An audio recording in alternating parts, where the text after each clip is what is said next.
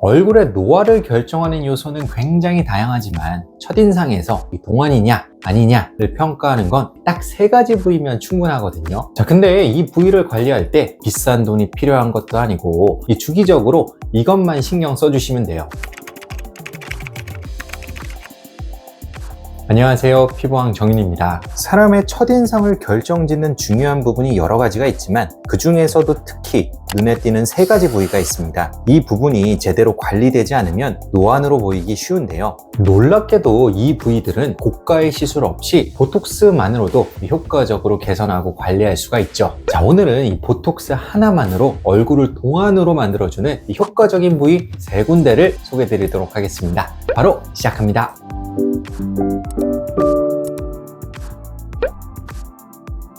우리가 동안이 되기 위해서 첫 번째로 공략해야 하는 부분은 바로 미간주름입니다. 미간주름은 우리가 기분이 언짢을 때, 인상을 쓸 때 발생하는 주름인데요. 이 해부학적으로 본다면 눈살근과 눈썹 주름근의 반복적인 수축으로 인해 발생합니다. 따라서 이 두 근육의 움직임을 보톡스로 억제해주면 아주 손쉽게 미간주름을 펼 수 있죠. 진짜 문제는 미간주름을 치료하지 않고 방치할 때 발생하는데요. 미간주름은 시간이 지나면서 점차 정적주름으로 발전하기 때문입니다. 정적주름이란 표정을 짓지 않고 가만히 있을 때도 보이는 깊은 주름을 말하는데요. 오랜 시간 반복된 근육의 수축은 일종의 근육 메모리를 형성하여 해당 근육이 습관적으로 과도하게 활성화되도록 만들고요. 이와 동시에 피부의 콜라겐과 엘라스틴이 줄어들고 지방과 연부 조직의 두께가 얇아지면서 고착화된 패인 주름으로 바뀌게 되는 것이죠. 이 정도 단계에 이르게 되면 보톡스만으로는 해결이 어렵고요. 필러와 같은 시술로 꺼진 볼륨을 보충하고 고주파나 초음파 치료 등을 통해서 피부의 콜라겐 합성을 돕는 과정이 필수적으로 필요합니다.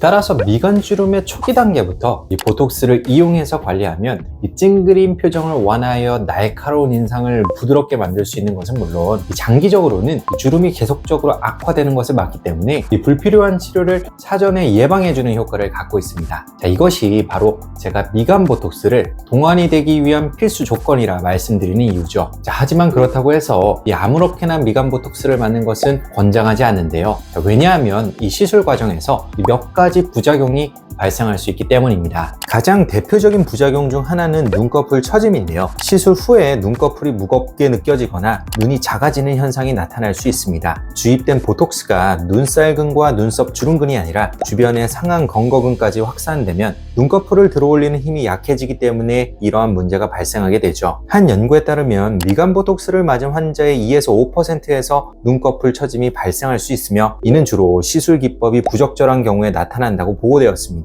따라서 개개인별로 미간주름의 위치나 근육의 모양도 제대로 확인하지 않은 채 획일화된 부위에 획일화된 용량만을 주입해주는 병원은 조심할 필요가 있겠죠. 또 다른 부작용으로는 눈썹의 바깥 부분이 과도하게 올라가는 사무라이 눈썹 현상이 있는데요. 이 영어로는 witch's brow, 스팍 브로우라고도 부릅니다. 미간주름 주변의 전두근은 함께 마비되지만 눈썹 바깥쪽의 전두근의 힘은 그대로 남아있기 때문에 이 전두근의 움직임에 의해 눈썹 바깥쪽이 과하게 올라가 부자연스러운 표정이 될 수 있는데요. 쉽게 말해 미간과 이마 근육 간의 균형이 무너지면서 생기는 현상이죠. 자, 이때는 이마 바깥쪽으로 소량의 보톡스를 주입하여 이 눈썹이 올라가는 것을 막아주면 손쉽게 해결 가능하고요. 이 사무라이 눈썹이 생길 것으로 의심되는 분들은 처음부터 미간 보톡스와 이마 보톡스를 함께 권유하기도 합니다.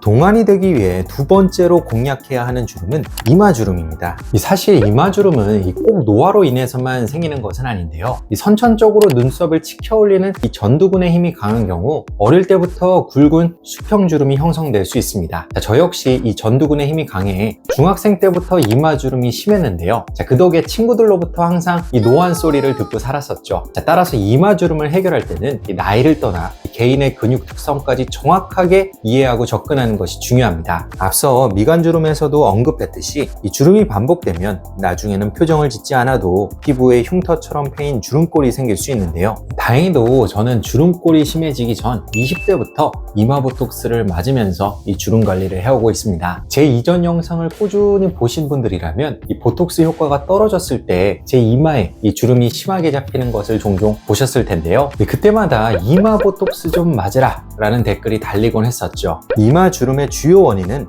전두근의 반복적인 수축입니다. 보톡스를 주입하면 전두근의 움직임이 줄어들면서 주름이 완화되고 피부가 매끈해지며 젊어 보이는 효과를 기대할 수 있는데요. 그러나 아이러니하게도 이마 보톡스를 싫어하시는 분들도 굉장히 많습니다. 다른 부위에 비해 부작용이 아주 잘 생기는 부위이기 때문이죠. 이마 보톡스의 가장 대표적인 부작용은 눈꺼풀 처짐인데요. 미간 보톡스 부작용으로도 나타날 수 있지만 이마 보톡스 시에 훨씬 더 빈번하고 심하게 나타납니다. 눈꺼풀 처짐이 발생하는 원인은 크게 두 가지로 나눠볼 수 있습니다. 하나는 보톡스의 확산 현상인데요. 이마에 주입된 보톡스가 눈꺼풀을 들어올리는 상안 건거근까지 확산되면 상안 건거근이 마비되면서 눈을 뜨기 어려워질 수 있습니다. 특히 이마의 아래쪽, 즉 눈썹 바로 위에 보톡스를 주사하면 약물이 중력에 영향을 받아 아래쪽으로 확산될 위험이 커지게 되죠. 한 연구에서는 이마 보톡스 환자의 0.5에서 3%에서 눈꺼풀 처짐이 발생한다고 보고하기도 하였습니다. 두 번째는 전두근의 보상적 기능 억제인데요. 원래 전두근은 눈꺼풀을 들어올리는 상안 건거근을 보조하는 역할을 합니다. 저를 포함하여 일부 사람들은 이 눈을 크게 떠보라고 말씀드리면 눈썹을 들어올리면서 눈을 뜨시는데요. 만약 이런 경우 이 보톡스로 인해 전두근의 움직임이 억제되면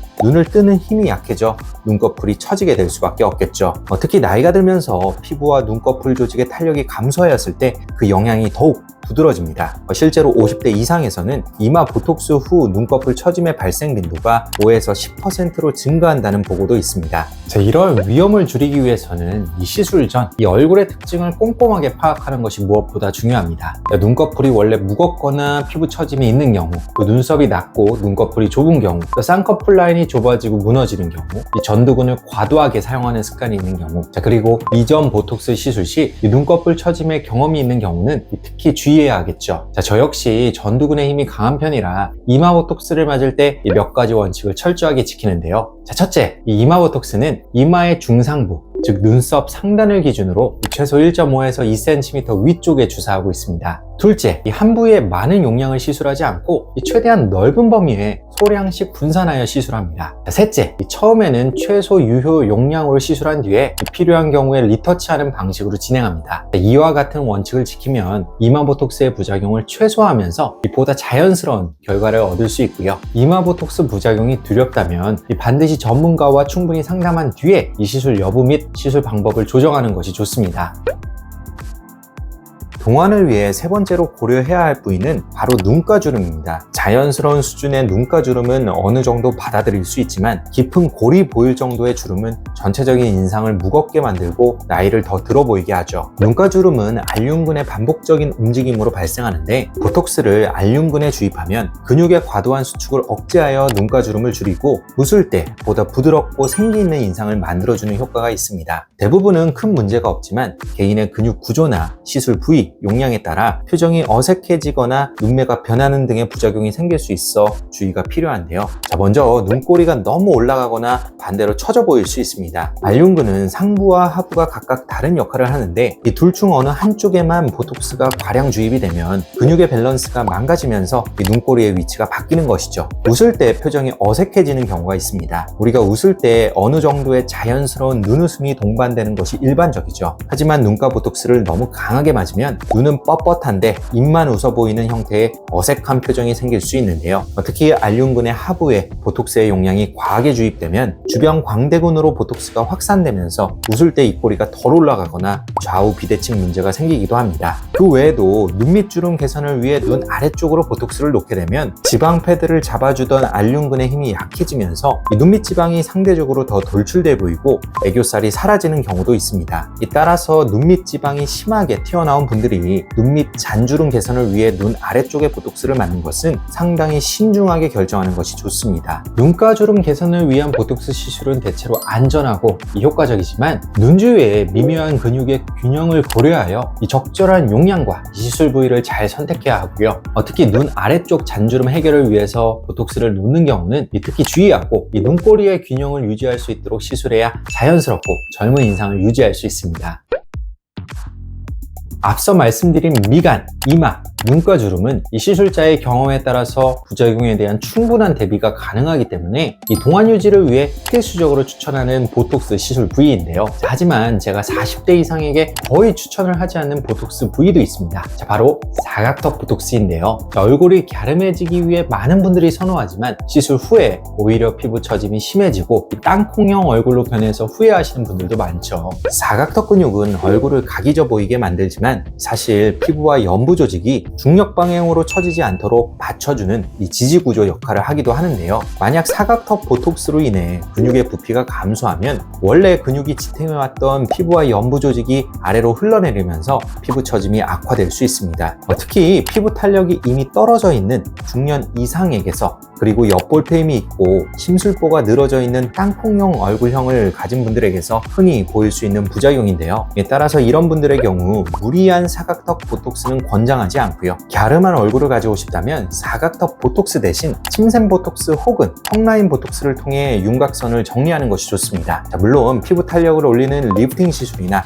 꺼진 볼살을 유지하기 위한 볼륨아이징 시술을 병행한다면 더 좋은 결과를 얻을 수 있겠죠. 아무리 간단한 보톡스 시술이라도 개개인의 얼굴 형태와 피부 상태를 고려한 맞춤형 접근이 반드시 필요합니다. 자, 오늘은 동안 얼굴을 유지하기 위해 꼭 필요한 이 보톡스 시술에 대해 알아보았습니다. 최근 보톡스가 대중화되면서 일부 전문성이 떨어지는 의사들에 의해서 부작용 사례도 증가하고 있는데요. 겉보기에는 간단해 보이지만 보톡스 시술은 단순히 근육을 마비시키는 것이 아니라 전체적인 얼굴 근육의 균형을 고려하여 섬세하게 시술해야 부작용은 줄이고 자연스러운 결과를 얻을 수 있다는 점 꼭 기억해 주세요. 지금까지 피부왕 정윤이었습니다. 감사합니다.